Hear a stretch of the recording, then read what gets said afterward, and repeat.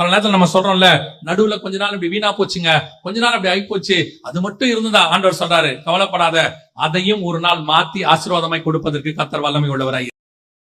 அதுக்கு பெரிய சான்று ஆபிரகாம் தான். எகிப்தின் நதி துவக்கி அவன் எகிப்துக்கு போனது போகக்கூடாத இடம் தான். அந்த இடத்தையும் கர்த்தர் கையில கொடுத்து விட்டார். பல நேரத்துல தெரியாம சில தப்பு செஞ்சிருப்போம். இப்போ ஒரு உதாரணத்துக்கு நான் சொன்னேன், ஆண்டவர் உங்களை சில காரியங்களுக்கு அழைச்சிருப்பாரு, நீங்க வந்திருக்க மாட்டீங்க, அதுக்கு ஒரு 2-3 வருஷம் வேஸ்ட் ஆயிருக்கும். ஆண்டவர் சொல்றாரு, அது நீ தெரியாம செஞ்சது, அந்த 2-3 வருஷத்தையும் பின் நாட்களிலே உனக்கு ஆசீர்வாதமாக்கி மாத்தி உன் வாழ்க்கையை எடுக்கும் போது அதில் நஷ்டம் என்பதே இல்லாதபடிக்கு நான் மாத்தி கொடுத்துருவேன். அல்லேலூயா.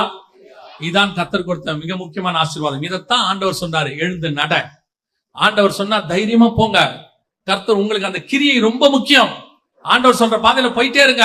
ஆனா ஒவ்வொரு ஸ்டெப்பையும் உங்களுக்கு ஆசீர்வாதமாய் மாத்துகிற தேவன் ஒருவர் உங்களோடு கூட இருக்கிறார்.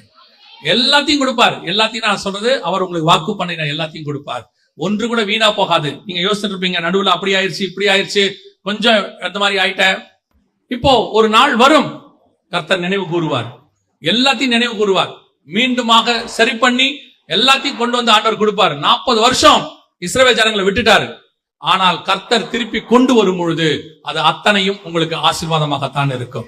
அல்லேலூயா. ஆண்டவர் நடத்துற பாதையை குறித்து கவலைப்படாதீங்க. அது சாபமா முடியாது, அது ஆசீர்வாதமாகத்தான் முடியும். அது முடிவு பரியந்தம் கர்த்தர் அப்படித்தான் நடத்துவார்.